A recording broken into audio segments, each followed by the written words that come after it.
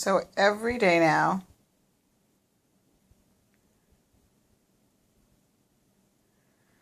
my little boy gets the hiccups, the twitching. There it is.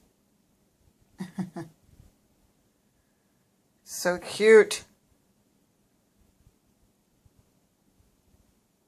Twitch, twitch, twitch. I wonder if he's going to have hiccups when he comes out into the world. Poor thing. I'm going to miss this so much. I know it sounds dorky to say that, but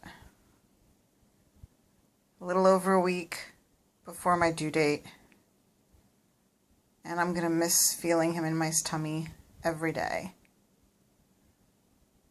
Best feeling in the world. Hiccups and all.